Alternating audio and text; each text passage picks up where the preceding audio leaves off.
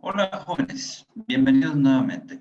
Bien, en esta ocasión vamos a continuar con la actividad número 2 que trata acerca de la construcción, elaboración o llenado de lo que son las tablas de distribución de frecuencias, que son formatos similares a Word, en donde hay una serie de celdas o casilleros, casillas, que hay que ir llenando con datos que están clasificados.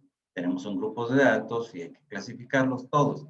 Para eso son las tablas de distribución de frecuencias y además como conclusión o como final de la tabla, pues normalmente se realiza un gráfico que puede ser de líneas o de barras, normalmente.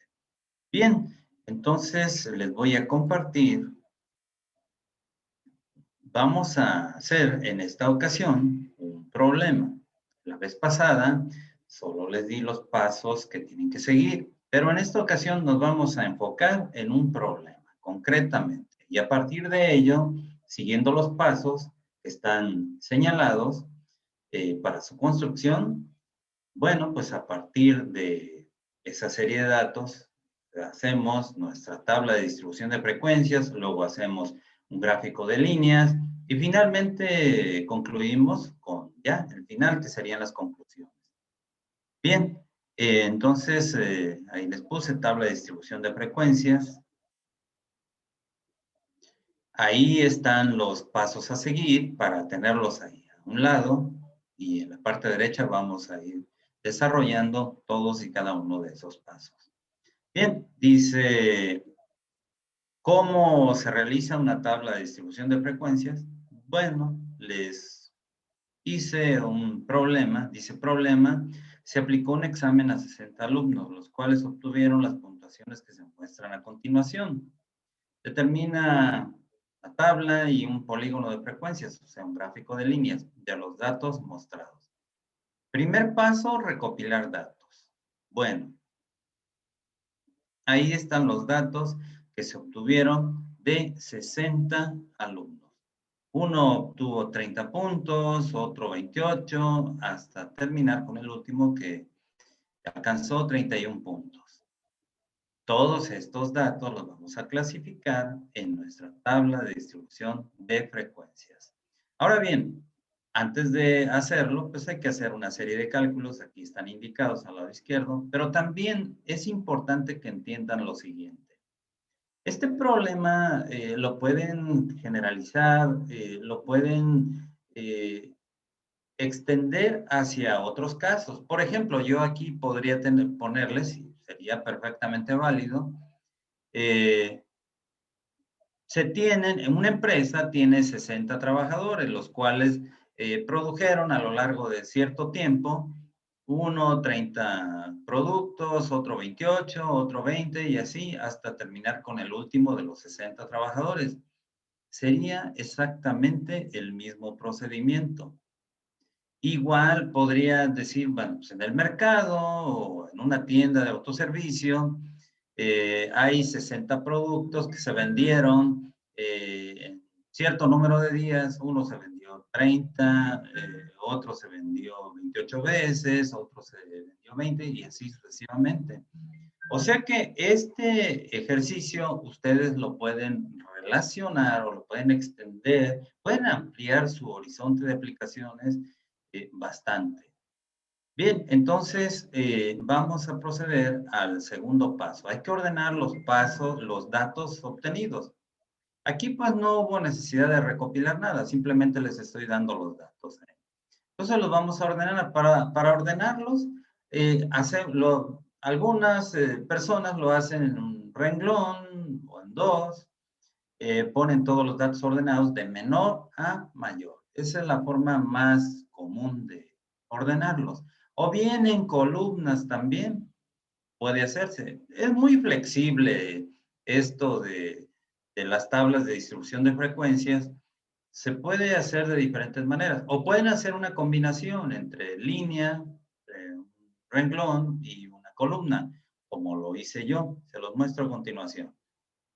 Bien, los vamos a ordenar de menor a mayor. Entonces hay que buscar entre todo este conjunto de datos Pues el menor. Y el menor que encontré fue precisamente el 14.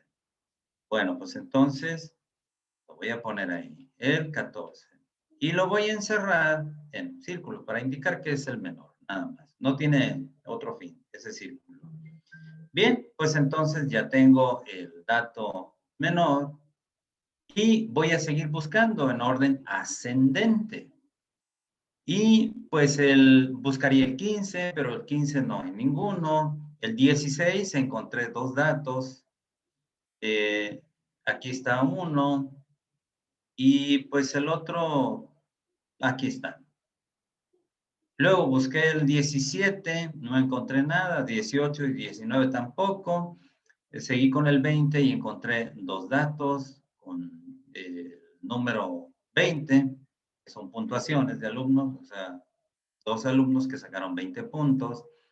Luego 21 hay dos, el 22 hay cuatro, y así sucesivamente, hasta llegar al número más grande en puntos que encontré y que fue precisamente de 58 puntos. Ese es el dato más grande, más alto. Entonces lo voy a encerrar también en un círculo. Bien, pues ya tengo mis datos ordenados y en total, al contar todos estos datos, pues tiene que dar un total de 60. Si son menos o si son más, algo pasó y hay que regresarnos a la serie de datos que tenemos de principio y tiene que ser 60 datos. Si yo cuento 1, 2, 3, 4, 5, 6, 7, tengo que llegar hasta 60 datos. Bien, entonces no vayan a equivocarse ahí. Bien, ya tenemos el ordenamiento de los datos que teníamos aquí.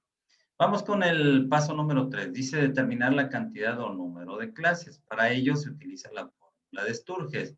Ahí está indicada, dice el logaritmo de n, pues el logaritmo n es el total de datos. N es igual a 60. Entonces, nuestra fórmula nos quedaría, pues tal como está acá, nada más el logaritmo de 60. Si el total, si tuviéramos un problema con 100 datos, pues entonces n serían 100 y aquí sería el logaritmo de 100. Si hubiese 500, pues entonces aquí sería la suma de todos, serían 500. N es igual a 500 y aquí sería el logaritmo de 500. Para que tengan presente siempre eso. Bien, esta operación la pueden hacer en su calculadora en una sola línea. 1 más 3.322 por el logaritmo de 60. La tecla de logaritmo pues, es una función que la encuentran, a veces está impresa en la superficie de la tecla, a veces está como segunda función.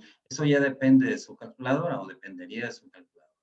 Bien, entonces ahí se las marco y pues también pueden hacer la operación de la siguiente manera, poner log del logaritmo de 60 igual y luego el resultado multiplicarlo por 3.322, o sea, respetando la jerarquía de operaciones. Y luego igual y luego más 1. Es válido también. O ponerlo en una sola línea de operaciones en su calculadora. Solo hay que tener cuidado con esto de una sola línea de operaciones porque a veces, yo creo que ya lo saben, a veces no da el resultado correcto para otros casos. En este caso, pues sí, sí da el resultado y el resultado es 6.9. 6.9, como se trata de clases y de renglones que va a tener nuestra tabla, bueno, pues hay que redondearlo. Hay que acercar este número, hay que buscar el entero inmediato superior. 6.9, pues el entero inmediato superior, pues sería aproximadamente, lo vamos a poner ahí, a 7 clases. ¿Eso qué quiere decir? Quiere decir que vamos a tener aquí 7 renglones de inicio, en principio. Puede ser que nos hiciera falta un renglón o puede ser que sobrara uno. En ambos casos es perfectamente válido. Cuando hace falta uno, pues agregárselo. Y cuando sobra uno, pues quitárselo. No hay problema. Entonces tenemos ahí de entrada 7 renglones. 1, 2, 3, hasta llegar a 7. Bien, vamos con el siguiente el paso, dice calcular el tamaño o amplitud de clase o amplitud de cada uno de los intervalos. Vamos a tener y vamos a poner aquí. Bien, entonces, para ello es necesario primeramente calcular el rango. ¿Cómo se determina? Pues es el dato mayor menos el dato menor. 58, teníamos aquí, menos 14, eso es igual a 44. Y luego vamos con la amplitud de clase, que es igual al rango, o sea, este dato, entre el número de clases. Amplitud de clase, 44 entre 7, eso es igual a 6.28. Y procedemos a redondear también, más bien a recortar, porque aquí el 6.28 se acerca más al 6 que al 7. Entonces vamos a recortarlo, vamos a dejar en 6. Generalmente esto se hace casi siempre. A veces coincide que aquí da un número entero y acá también, pero cuando queda en decimales, pues hay que redondear o hay que recortar. Eso ya es a criterio y es perfectamente válido redondear o recortar. Bien, entonces ya tenemos la amplitud de clase. Son los únicos dos casos en donde se tiene que hacer ese procedimiento, porque de repente al calcular otras cosas en frecuencia relativa acumulada, por ejemplo, y en frecuencia relativa también, da decimales, pero ahí no se redondea. Bien, entonces ya tenemos nuestra amplitud de clase. Ahora vamos a algo que es sumamente importante y que deben tener mucho cuidado al hacer. Bien, vamos a armar las clases, elaboración de intervalos o clases. Bueno, entonces vamos a empezar a hacerlos con un corchete. Ahorita les explico qué función o qué finalidad tiene el corchete. Empezamos con un corchete y ponemos el número o la cantidad o el dato menor que encontramos, el 14. Entonces, lo ponemos ahí. 14 y ponemos un pequeño guión. Ese guión no significa menos, es simplemente un separador. Entonces, si quieren ponerlo ahí en medio o ponerlo en la parte de abajo, como quieran. Lo que tienen que entender es que es un separador. Entonces, 14 y luego a este número 14 le vamos a sumar la amplitud de clase. ¿De cuánto fue la amplitud de clase? Fue de 6 unidades o 6 enteros. Bueno, entonces 14 más 6, esto da un total de 20. Y le ponemos un paréntesis al lado derecho. Ahora bien, ¿qué quiere decir este corchete y este paréntesis? Quiere decir lo siguiente, que esta clase o intervalo va a ser cerrado por la parte izquierda y abierto por la parte derecha. ¿Y eso cómo hay que interpretarlo? Hay que interpretarlo de la siguiente manera. Acuérdense que una tabla de distribución de frecuencias es para categorizar, para clasificar datos. Entonces, este es una primera parte de esa clasificación. Vamos a buscar los datos que estén entre el 14, tomamos el 14, y entre el 19, no entre el 20, es el entero inmediato inferior. Eso quiere decir cuando es un intervalo abierto por la derecha. Y cuando es cerrado por la izquierda, entonces se toma el número. Pero cuando es abierto por la derecha, se le resta 1. Entonces, cuando busquemos la frecuencia absoluta, o sea, el número de datos que caen dentro de este margen, entre 14 y 20 dice ahí, pero no vamos a tomar el 20, vamos a tomar el 19. Pero eso va a ser en la columna de frecuencia absoluta. Primeramente hay que determinar la marca de clase. La marca de clase, ¿cómo se determina? Sumando estos dos datos. Tomamos 14 y tomamos el 20. Ahí sí, el 20. 14 más 20, lo voy a hacer acá. Marca de clase 1, porque es el primer renglón, es igual a 14 más 20 entre 2. Es el promedio. Se suman 14 más el 20 y se divide entre 2. Eso va a ser igual a 34 entre 2 y eso es igual a 17. Muy bien, ese 17 lo vamos a poner ahí, justamente. Ahora vamos con la frecuencia absoluta. Vamos a buscar los datos que estén entre el 14 y el 19. A ver. Nos vamos a nuestra lista de datos ordenados y buscamos entre el 14 y el 19, no el 20. El 19, ¿tenemos cuántos datos? Hay que contarlos. Tenemos un dato, 2, 3 datos. Bueno, entonces ponemos ese conteo, lo vamos a poner aquí. 3 datos. Para la frecuencia absoluta acumulada, en el caso del primer renglón, repetimos este dato que tenemos para la frecuencia absoluta. 3. Solo en el primer renglón. En el segundo ya es otra cosa. Bueno, la frecuencia relativa, ¿cómo se determina? Se determina dividiendo este número de la frecuencia absoluta entre el total de datos que tenemos. Para este problema son 60. Entonces sería 3 entre 60. Lo voy a hacer al lado derecho. Frecuencia relativa, 3 entre 60, eso es igual a 0.05. Aquí no hay que redondear nada. Así se pone el dato, tal cual. 0.05. Y luego, para la frecuencia relativa acumulada, repetimos este dato en el primer renglón. Ahí está, 0.05. Ya tenemos nuestra primera fila o nuestro primer renglón de la tabla de distribución de frecuencias. Vamos con el segundo renglón. Bueno, igual empezamos para la clase, abrimos el corchete, ponemos corchete ahí y repetimos el dato que está a la derecha, que sería 20 aquí. Algunas personas veo que le llaman el límite inferior y límite superior, o límites, límite izquierdo, límite derecho. Bueno, ya eso es a criterio de cada quien. El caso es que para empezar la siguiente clase se repite el límite derecho y lo vamos a poner ahí. 20, le ponemos el separador y le sumamos la amplitud, que es 6, o pues 6. 20 más 6, pues es 26. Y le ponemos paréntesis abierto por la derecha, lo cual quiere decir que vamos a tomar 25 cuando busquemos la frecuencia absoluta, entre 20 y 25. Pero vamos con la marca de clase. La marca de clase, pues es igual, hay que sumar 20 más 26 y dividir entre 2. Lo voy a hacer acá. Marca de clase 2, 20 más 26 entre 2 es igual a 46 entre 2 y eso es igual a 23. Y ponemos ese número ahí. Frecuencia absoluta, buscamos datos entre 20 y 25. Vamos a ver acá cuántos tenemos entre 20 y 25. Vamos entre 20 y voy a ponerlos aquí, los voy a encerrar. Serían 2, 4, 8, 10 datos.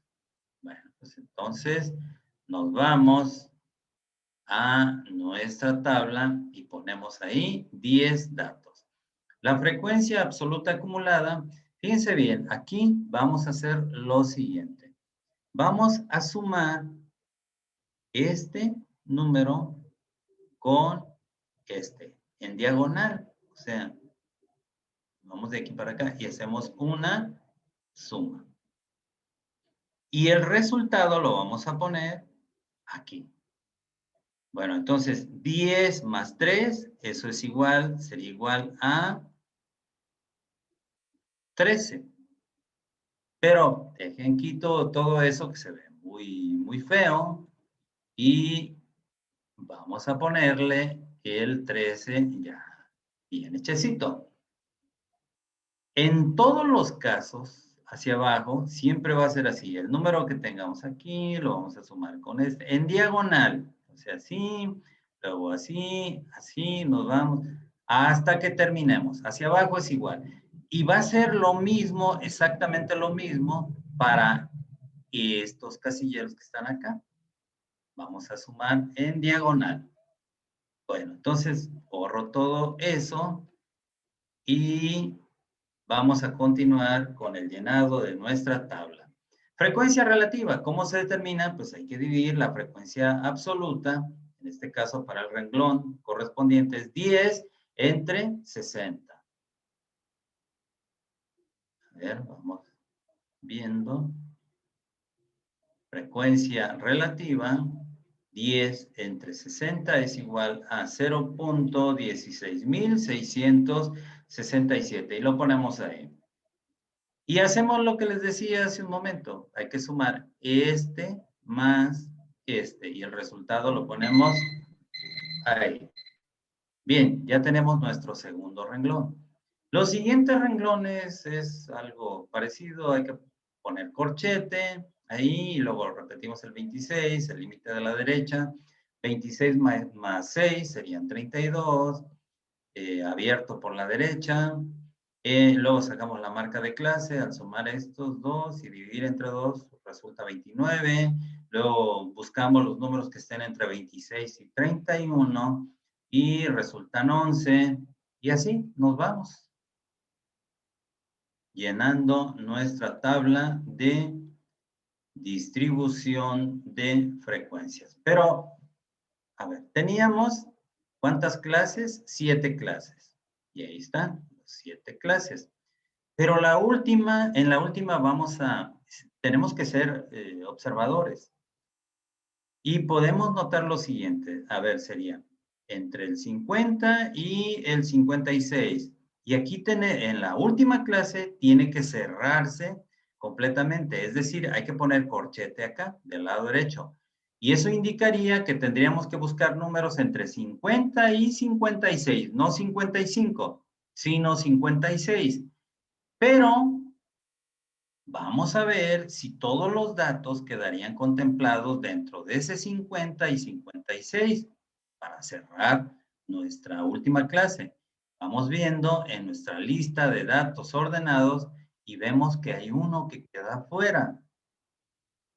Entonces es cuando nos damos cuenta de que hay que dejar abierta esta última clase y agregar otra para poder también capturar ese último número que teníamos fuera, que es el 58.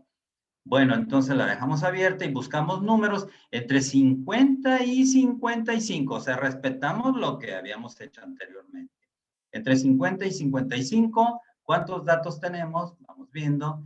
50 y 54, no hay 55. Entonces, tenemos nada más dos datos. La marca de clase, pues es igual que lo hicimos anteriormente. Sumamos los dos datos y dividimos entre dos. Entonces, para la frecuencia absoluta, buscamos y vimos que hay dos datos. Para la frecuencia absoluta acumulada, bueno, pues entonces sumando en diagonal sería 2 más 57, 59. La frecuencia relativa, 2 entre 60, da esa cantidad. Y la frecuencia relativa acumulada, sumando en diagonal, da eso. Y ahora sí, le agregamos otra clase que sería, ponemos corchete, 56 y 62. 56 más 6 son 62. Y vemos que el último dato, el dato más grande, es 58, por lo tanto, queda contemplado dentro de la última clase y cerramos. Entonces buscamos números entre 56 y 62, no 61. Aquí en la última sería 62. Ya sabemos que tenemos solamente un dato y ese lo vamos a poner aquí, número 1. El promedio de estos dos números es 59, ponemos 1. Para la frecuencia absoluta acumulada, pues hay que sumar este más este. Y observen que aquí en el último renglón, en la última clase, tiene que dar el total de datos. Es 60. Si da otro número, si da 61, 59 o 60 y tantos, lo que sea, está mal. Algún dato se les pasó de más o algo hicieron mal por ahí, para que revisen su problema en caso de que les resultara un número menor o mayor que el número de datos que tiene el problema. Aquí son 60. Podrían tener un problema de 100, 200 datos y tendrían que dar, pues, ese. Bien, entonces la frecuencia relativa, pues, sería 1 entre 60. Y ahí está el resultado. Y sumando en diagonal, este más este, daría 1. También para la frecuencia relativa acumulada, el último dato es 1. Siempre tiene que ser así. Bien, pues ahí está nuestra tabla de distribución de frecuencias.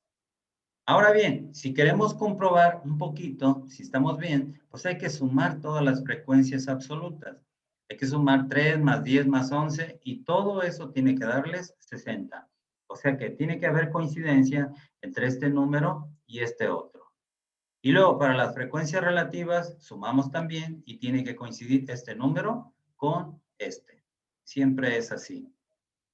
Muy bien, pues ya ahora sí tenemos construida nuestra tabla de distribución de frecuencias y con esa tabla de distribución de frecuencias vamos a realizar nuestro polígono de frecuencias, que era lo segundo que nos pedían. Bien, ahora, ¿cómo se realiza polígono? En este caso, que son las puntuaciones de 60 alumnos, pues igual, un gráfico pues, requiere los comunes de dos ejes, el eje de las X y el eje de las Y, o sea, la abscisa y la ordenada. Bueno, pues entonces ponemos ahí nuestra abscisa y nuestra ordenada. ¿Qué vamos a poner en la abscisa y qué vamos a poner en la ordenada? Vamos a utilizar estas dos columnas, marca de clase y frecuencia absoluta. Bueno, pues entonces la marca de clase la vamos a poner en el eje de las X, marcas de clase, y vamos a poner tal como están aquí indicadas, 17, 23, 29, hasta llegar al 59. Ahí está. Y para el eje de las Y, ahí vamos a poner la frecuencia absoluta. Entonces vamos a poner frecuencia absoluta, pero en este caso no vamos a poner así como están puestas. Vamos a buscar el número mayor y sobre el número mayor vamos a segmentar nuestro eje de las Y. El número mayor es 18, por lo tanto se me ocurre que podría ser 20. Voy a segmentar hasta llegar a 20. ¿Y cómo lo voy a hacer? Pues lo voy a hacer de 2 en 2. Entonces, vamos a poner ahí 2, 4, 6, 8 hasta llegar al 20. Bien, ya tenemos segmentados nuestros dos ejes y vamos a proceder a ubicar puntos. Este es un par de coordenadas de un sistema común, de un sistema eh, coordenado cartesiano o sistema coplanar, también se les llama sistema en el plano, sistema bidimensional también se le conoce, y ocupas o requieres dos coordenadas. Ahí está la marca de clase, es el valor de X, y la frecuencia absoluta es el valor de Y. Ah, bueno, pues entonces dice ahí 17 con 3. Entonces nos vamos aquí, ubicamos 17 con 3 y nos quedaría ahí un punto. 17 con 3. Luego el segundo sería 23 con 10. Bueno, pues entonces 23 con 10. Y luego el tercero, 29 con 11. 29 con 11. Ahí están. Luego 35 con 9. Ahí tenemos ese otro punto. Luego 41 con 18. Ahí está. El 18 es el que está más arriba. Luego 47 con 6. Ahí está. 53 con 2. Ahí los tenemos. Y 59 con 1. Y empezamos a unir los puntos. A ver, algunas personas o algunos matemáticos lo empiezan la unión de esos puntos desde el punto de origen del sistema coordenado. Bueno, sería un cuadrante nada más del sistema coordenado. Y empiezan desde el punto de origen y lo unen al primer punto. Y hay quienes empiezan del primer punto, se van al segundo punto. Es válido en cualquiera de los dos casos. Es perfectamente legal. Bueno, el caso es unir aquí los puntos en el orden en que están indicados hacia la derecha. Bien, ahí tenemos nuestro polígono de frecuencias, nuestro gráfico de líneas de las puntuaciones de 60 alumnos. Ahora bien, de aquí viene algo interesante, que es la interpretación de este gráfico de líneas. Yo aquí puedo ver, y eso puede verlo cualquier persona, incluso no tenga conocimientos de matemáticas, que la mayoría de los alumnos oscilan, la mayoría, alrededor de los 41 puntos. Si sumamos estos datos que están para este punto y para este otro punto, va a resultar la mayoría de alumnos. Que pocos alumnos están con puntuaciones altas y que hay más con puntuaciones bajas. Entonces, esto sería parte de lo que serían las conclusiones. A ver, vamos a poner algunas conclusiones aquí. Conclusiones generales. El mayor porcentaje de alumnos obtuvo una puntuación que oscila alrededor de los 41 puntos. Sumando esta cantidad de alumnos más esta, pues sí, andan alrededor por ahí de los 41 puntos. Obvio, estos tienen menor puntuación y estos tienen mayor puntuación, pero podemos decir que la mayoría oscila alrededor de los 41 puntos. Luego, mientras que pocos obtuvieron puntuaciones altas, pues lo estamos viendo. Comparativamente a los que sacaron puntuaciones bajas, que serían 10 más 3, 13 alumnos contra 3 que sacaron puntuaciones altas. Bien, entonces, pues ahí están nuestras conclusiones generales. Y todo esto, ¿hasta dónde debe llevarnos? Pues debe llevarnos a la toma de decisiones. ¿Cuál podría ser una decisión que se podría tomar a partir de estas conclusiones?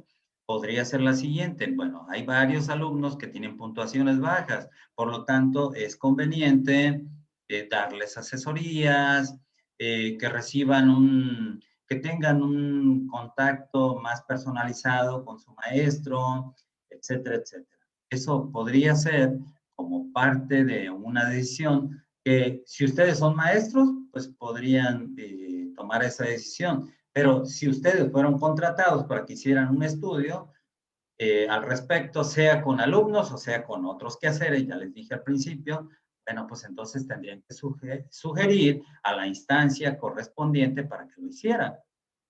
Atrévanse a dar ya algunas opiniones, a sacar sus propias conclusiones y a sugerir una cierta toma de decisiones. Porque a veces, miren, yo veo alumnos que son expertos para hacer esto, para construir esto, también para resolver integrales y otros ejercicios de matemáticas. Pero ya cuando se trata de llegar a conclusiones generales o cuando se trata de dar unas sugerencias o ideas, ahí se atoran, se traban ahí, no saben qué hacer con esta información que obtuvieron. Entonces, aquí lo importante de la estadística y de cualquier rama de las matemáticas es aprender a hacer un procedimiento, sí, pero ese procedimiento hacia qué debe llevarte. Eso es lo más importante. Conocer lo que está oculto en los datos, lo que está oculto en una operación, en un procedimiento y ver qué es lo que va a proceder en consecuencia.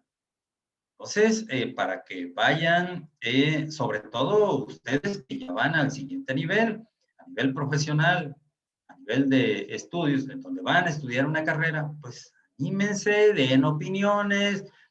En la escuela no pasa de que se equivoquen y, bueno, si se equivocan, pues hay que corregir y se acabó.